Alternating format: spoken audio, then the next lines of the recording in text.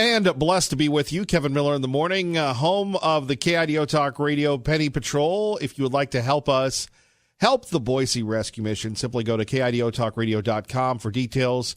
We need your pennies as we get ready for Miller's Mission, May 20th through the 25th, where we will once again be living at the Walmart Garrity and Franklin, asking for your items, water, food, clothes, cash donations that are tax deductible, pennies and all, to benefit our friends at the Boise Rescue Mission. Joining us now is a young man who we have had on for many, many years, has served his country very well.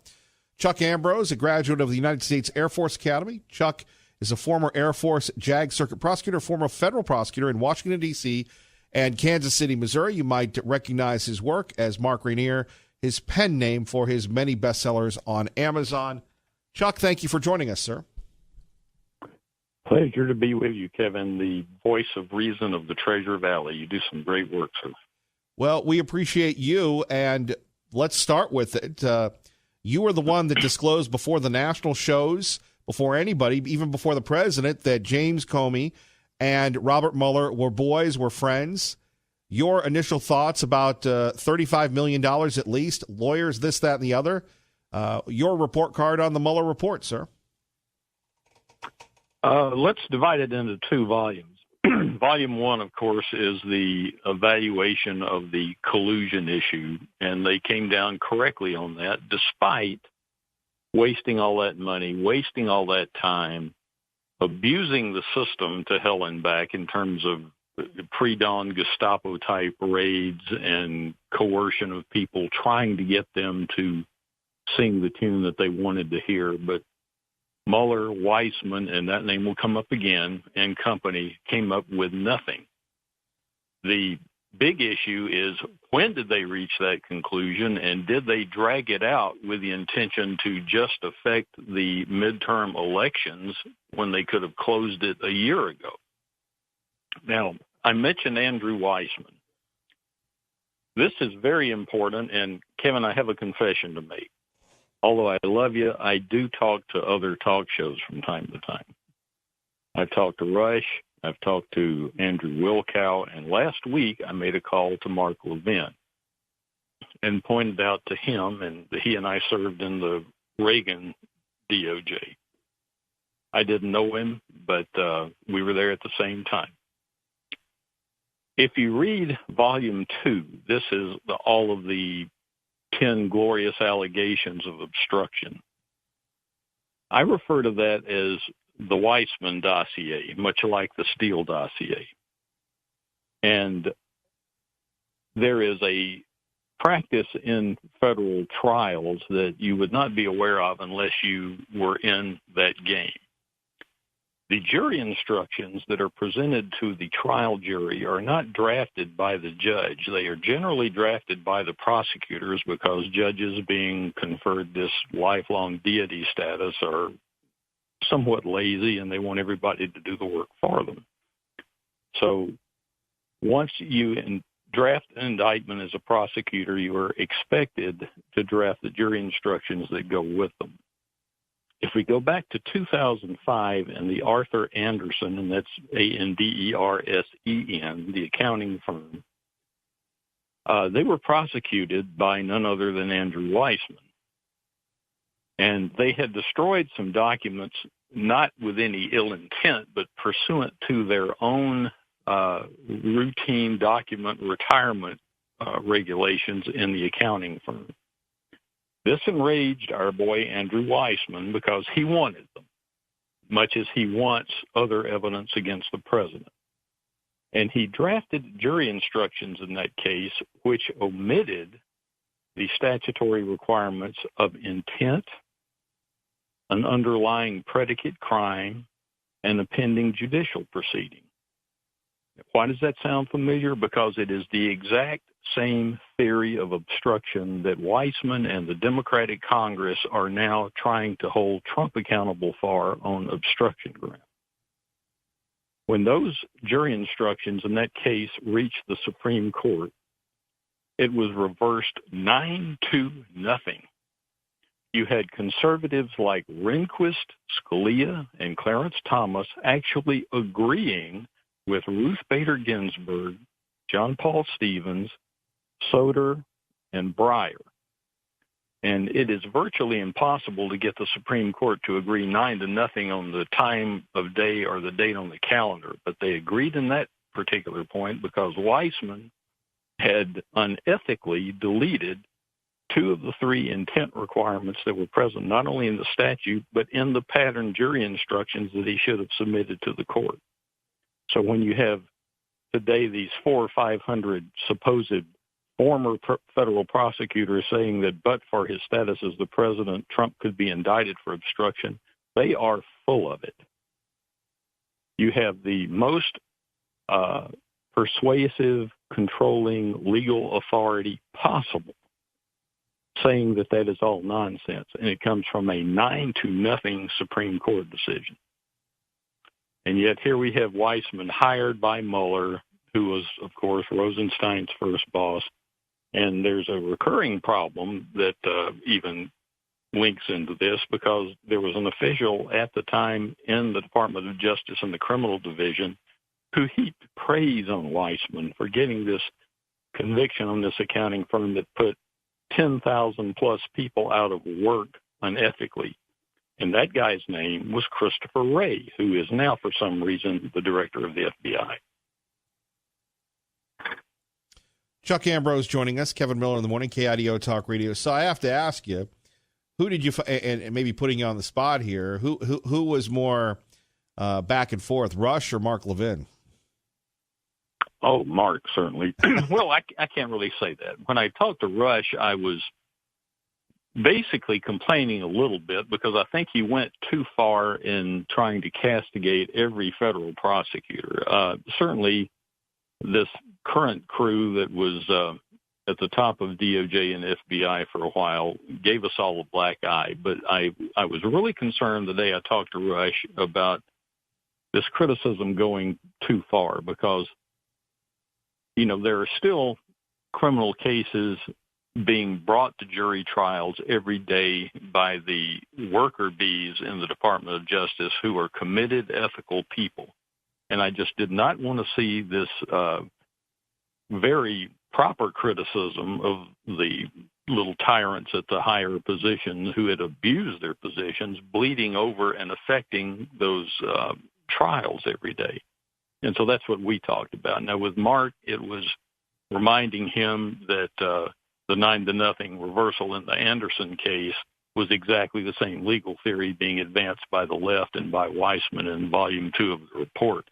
And, he's not giving me credit for it, although he did that day, but he is now leading with that. In fact, he did a interview of Ken Cuccinelli, the former Virginia Attorney General, the other night on his program and pointed that out again. And, I don't need credit for it. I just want the information to get out and for people to hear the truth on this. And if I am participating in the great one's arsenal of facts, then that's fine with me.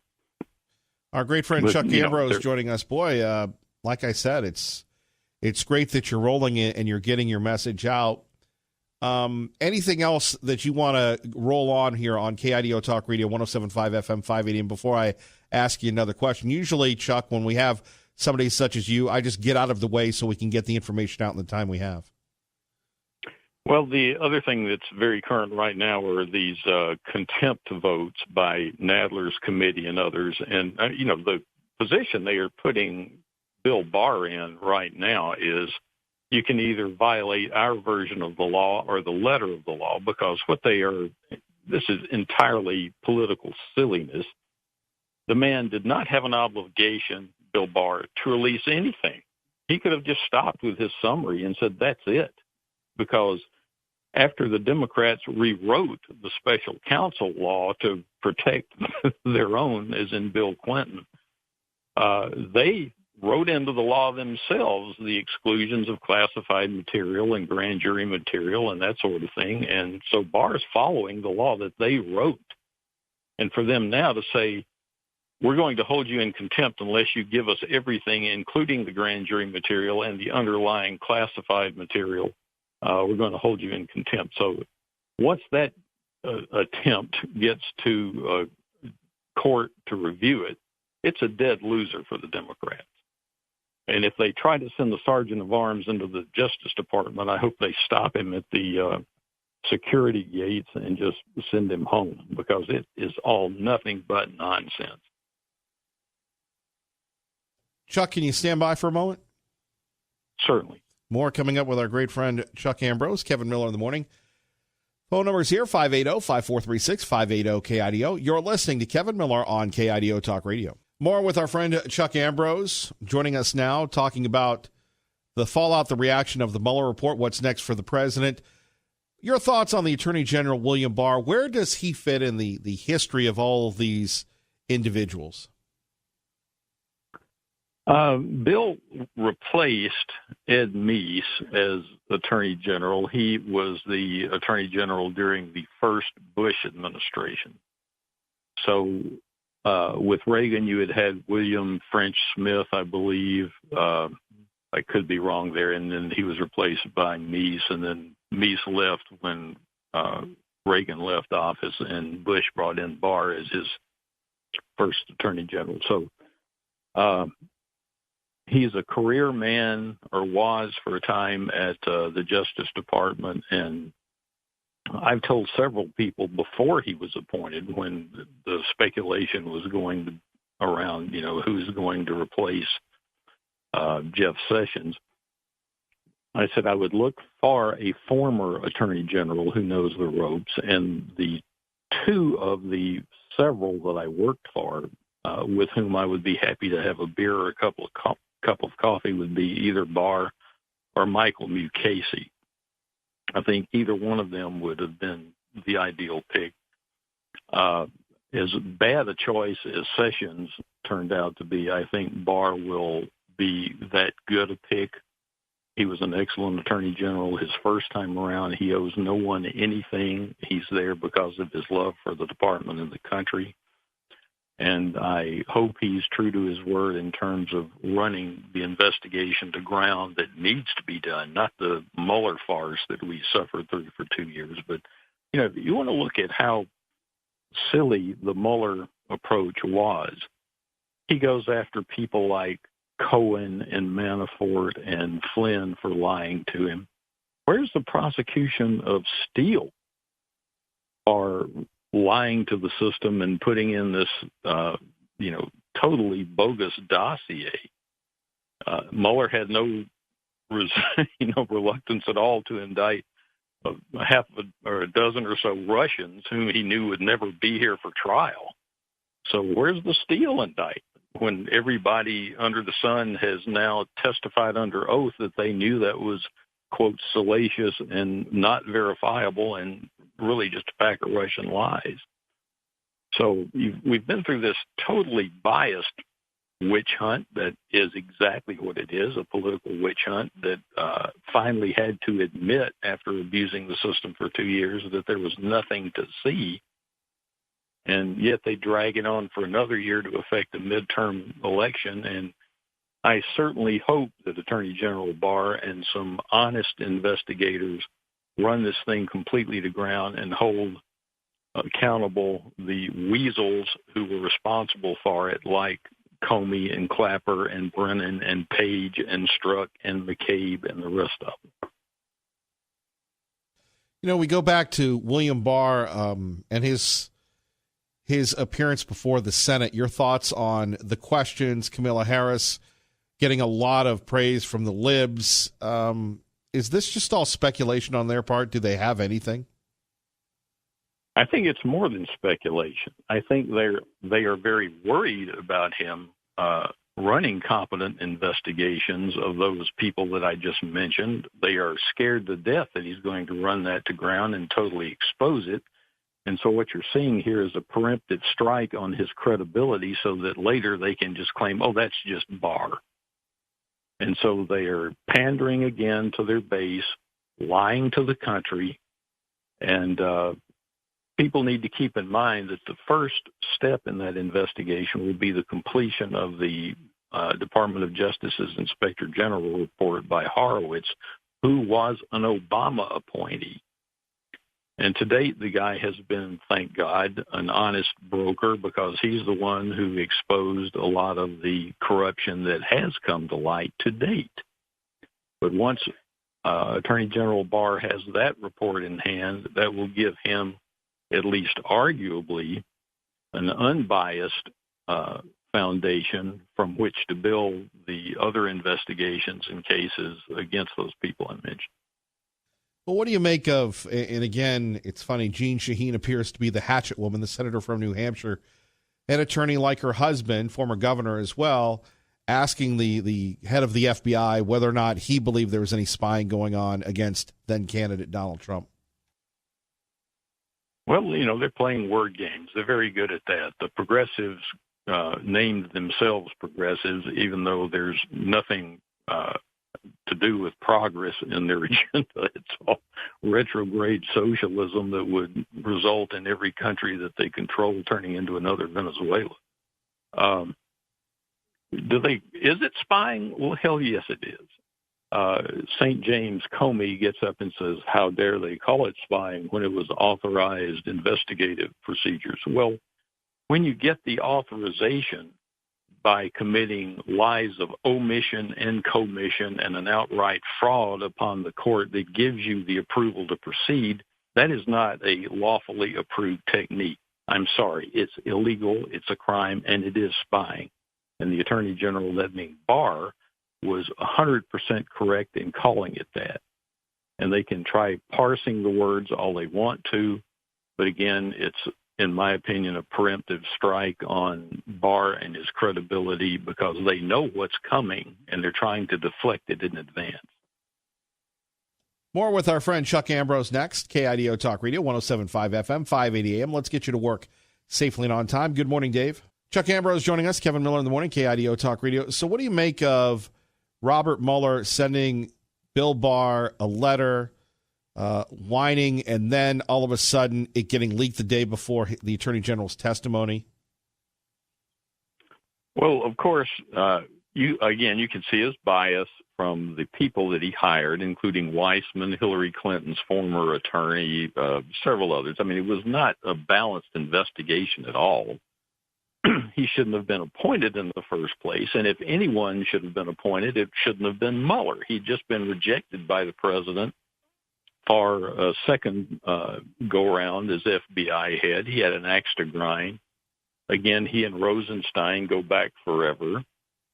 He and Comey go back forever. So this was just a terrible appointment that Rosenstein picked. And, why the hell Sessions wanted him for the deputy attorney general is a separate question.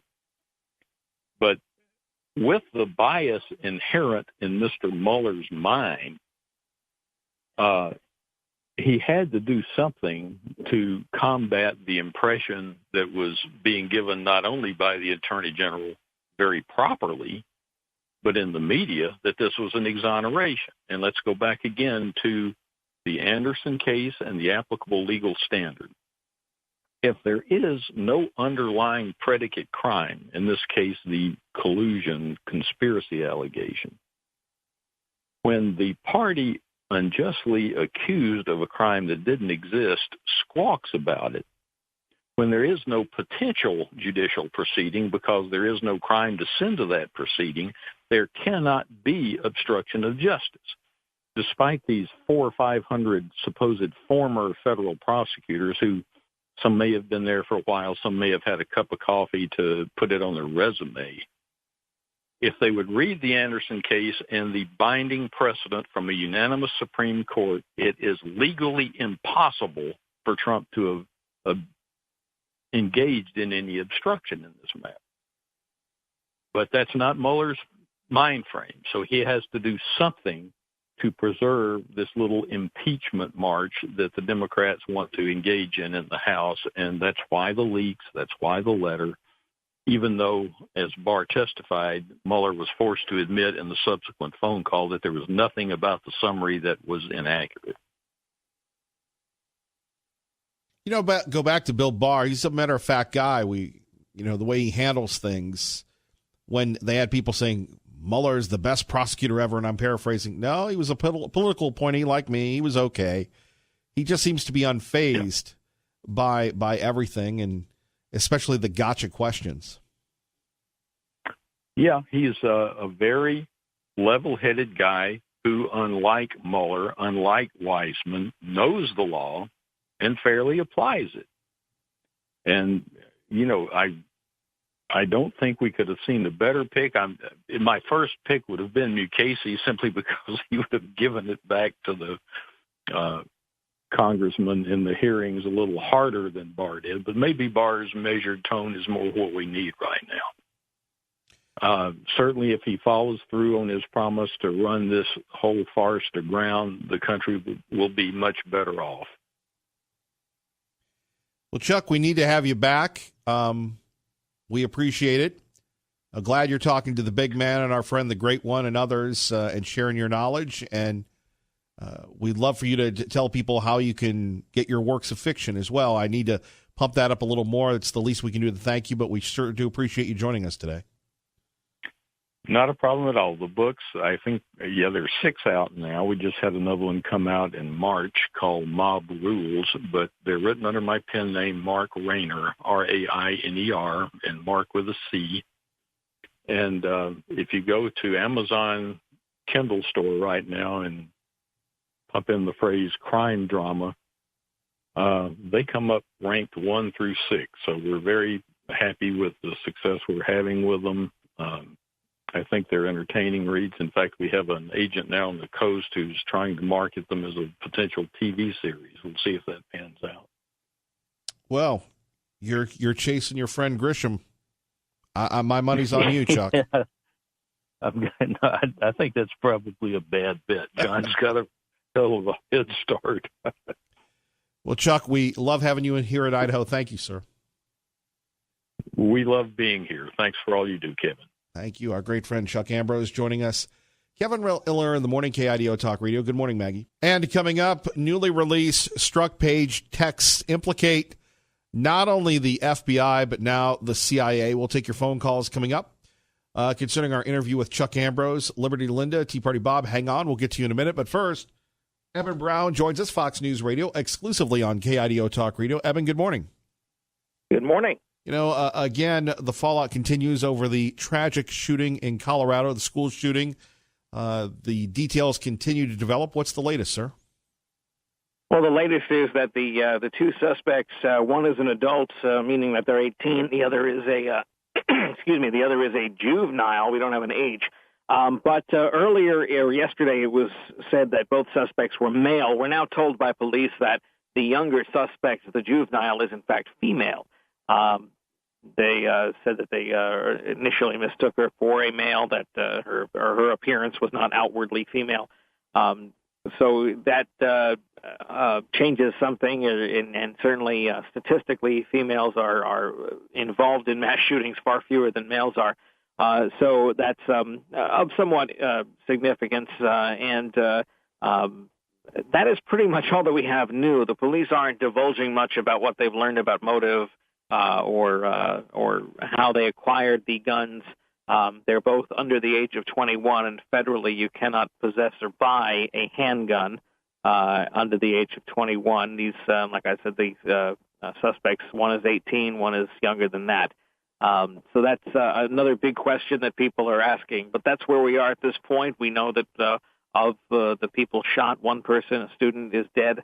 That person is being lauded as a hero as they help to subdue one of the attackers. Boy, the response time from the police, 2 minutes. That's amazing when you consider, trying to get response time to, anything that usually happens. And I guess that's all we really have. The investigation continues if they're not going to comment on anything else, Evan. Correct. The older suspect will be in court today. It's, I think, akin to like a first appearance or bail hearing kind of scenario. It's not going to result in much information being made public. Eben, we appreciate it. Thank you. You got it. Eben Brown joining us, Fox News Radio. Remember, when you hear Fox News in the Treasure Valley, you're listening to KIDO Talk Radio. Tea Party Robert joins us now on KIDO Talk Radio. Good morning, sir. Well, good morning, Mr. Miller, and how are you this fine day? You know, I'm living the dream. I'm not a hempster. I'm happy. I'm a little embarrassed. We got a group of individuals having a petition for the Ada County prosecutors to drop the charges against those law-breaking, hemp-toting truck drivers. And you? So let's be honest. If it were a relative of yours, he didn't know that he couldn't drive through the state, and he was arrested because he was driving with something that he was told was okay. How would you feel if it were one of your relatives that was arrested and kept in jail?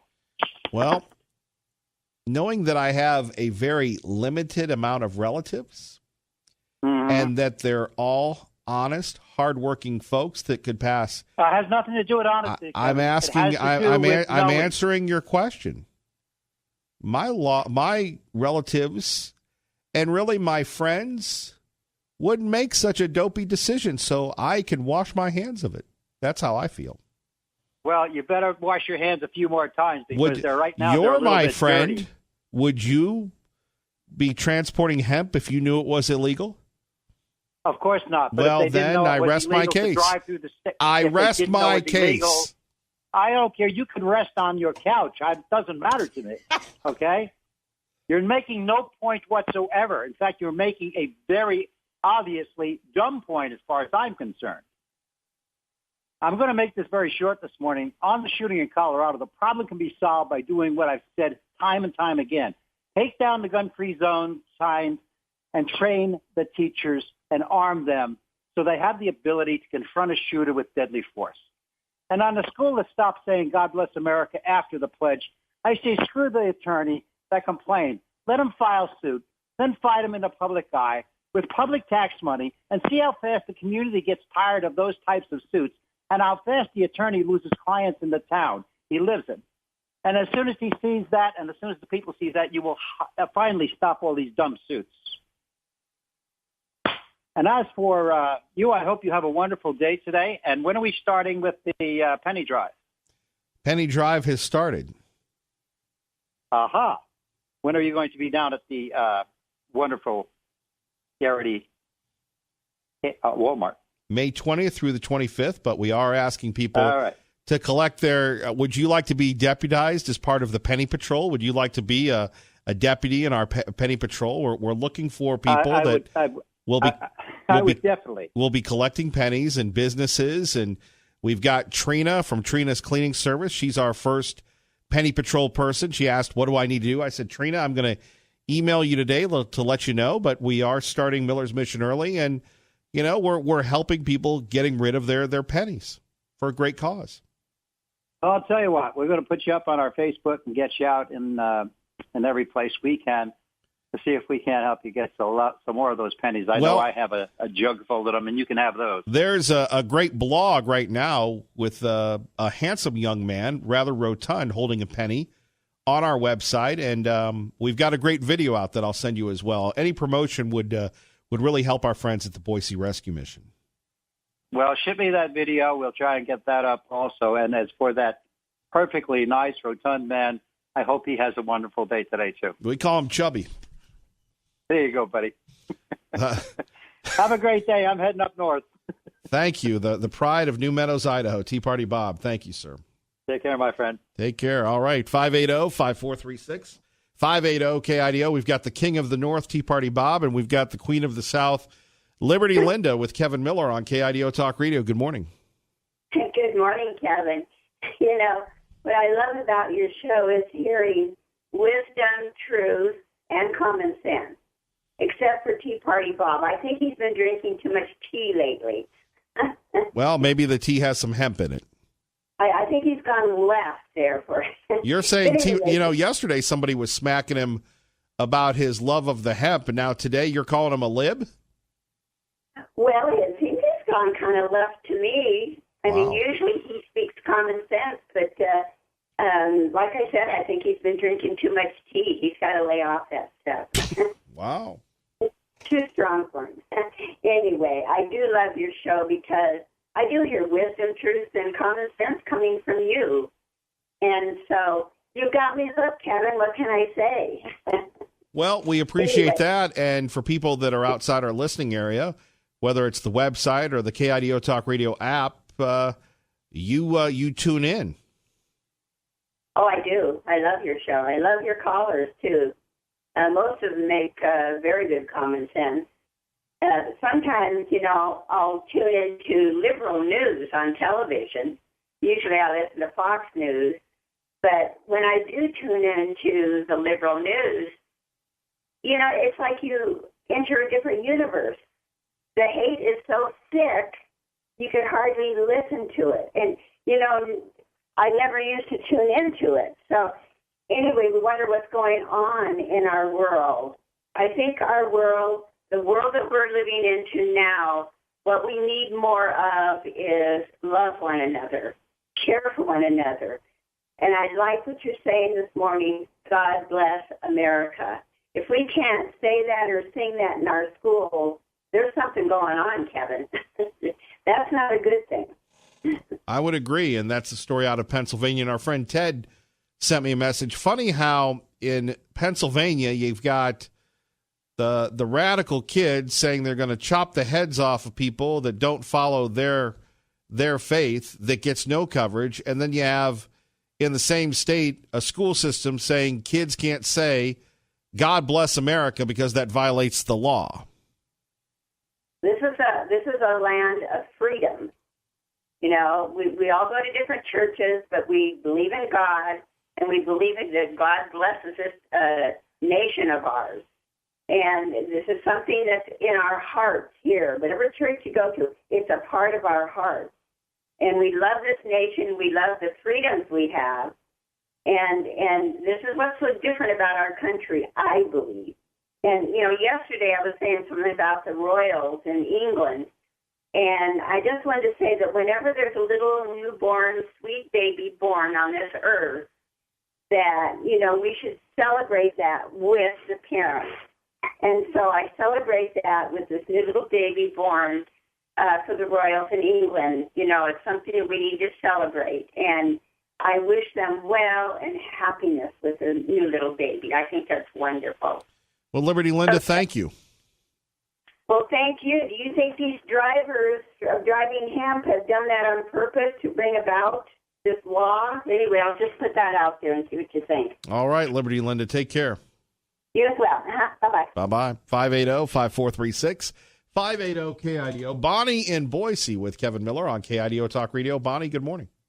Hi, Kevin. That was interesting with Bob. Boy, he's pretty hot for hemp, I guess, or something. But I was just going to make one comment. I like that. Hot for hemp. That's a good one. Hot for hemp, yes. I'm sorry. I don't know. Anyway, I believe in the legal system, ignorance is no defense. So you have to, you're supposed to know the law. Isn't that why they say you probably are breaking a law every single day? You just don't know it with all the laws we have on the books, and no one knows all of them. I mean, Bob needs to rethink that a little bit. I mean, a breakdown of our legal system is really not what we want. We already seen it at the very top level, and it's been pretty awful for the country, but then chaos is what they want, I assume. I don't know. And I'm so happy about your pennies. I'm trying to mention it around to people I know. So hopefully your pennies for Boise Rescue Mission will be a big hit, and I hope it continues, though, throughout the year. That would be great. Then we can have a big one. You could have a big one later, too. Everybody could bring them all in. I like that. We're rounding up the pennies, and Bonnie, we appreciate everybody spreading the word because, that's really what and how we make a difference is, we can be the kindling, but you're the fire. Okay. Well, you do a great job, Kevin, and KIDO is lucky to have you. So hope 580 stays around for a long time. Well, look, if they can keep me around, it'll be a blessing for all of us. Let's hope. Exactly. Thank you. Thank you, Bonnie. Bye-bye.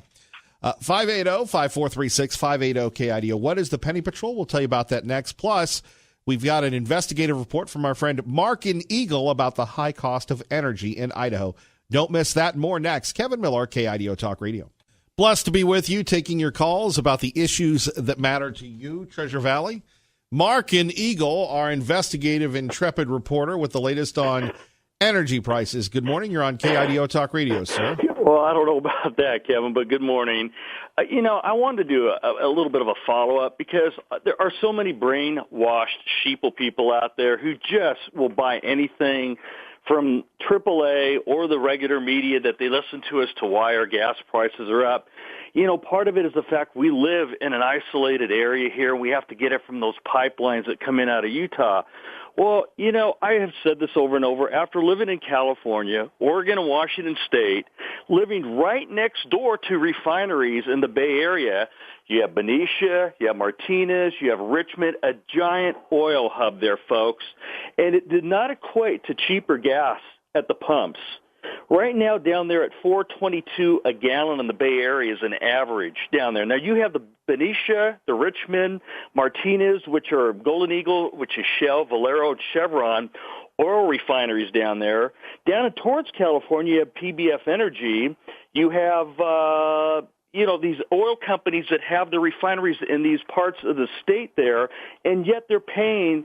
Now, yes, of course, they are a big tax state, but if you take the tax out, they're still paying a lot more than what they should. Billings, Montana. Okay, well, there are refineries there, folks. Look on, just all you have to do is Google oil refineries in the U.S. and go to Wikipedia, and you'll see a whole list of them. I even emailed you them earlier, Kevin. Exxon Phillips there in Phillips there in Billings, Montana, it's about $2.78 a gallon if you live there. Now, folks, John Jackson, and I'm not going to pick on John Jackson because I hear about the margins that they don't make very much, but I don't know how this guy can make all these nice, shiny new gas stations with car washes and everything selling just junk food. He's not an Albertsons or a Winco or a Walmart food department, but somehow he's able to do this and make all these nice new gas stations with car washes and everything in there. And he happens to be one of the highest in the valley, by the way, folks. Billings, if we get our gasoline from out of Salt Lake, Utah, which is what John used to tell me before, he has said it on the air. Why is it then, if we're paying about $3.14 a gallon right down the street here, Salt Lake City is $3.14 a gallon, folks. Now, you tell me, they're the refineries that we're getting this oil or gasoline pumped up here to the tank farms over here off of Curtis, I believe it is, or Cole Road. I think it's Curtis over there. And why is it, if they're in the backyard there in Salt Lake City, why are they paying the same price there? Will anybody want to explain it? Because that's one of the common lies. Washington State, you have Shell, you have Marathon. In the Cherry Point, BP, Blaine, Washington, Ferndale is the Ferndale, Washington area, Phillips Petroleum. Their gas prices there are averaging about $3.50 a gallon. Now, you have, again, all those refineries there, a big refinery hub. Right. The only exceptions is if you go down to Texas, where the average cost of gasoline down there, anywhere around Texas, is between $2.50 to $2.63 a gallon.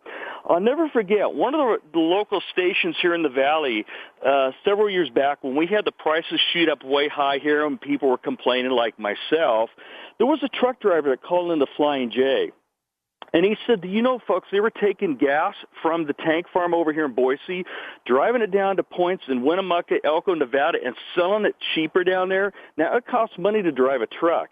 Now, you tell me how, if this pipe stuff if our fuel is being piped in here from Salt Lake City, it's not being trucked in, it's being piped in. Great point, Mark. John, hang on. We'll get to you in 2 seconds. First, traffic and weather together. Good morning, Dave. And let's quickly get to John in Boise. John, good morning. You're on KIDO Talk Radio with Kevin Miller.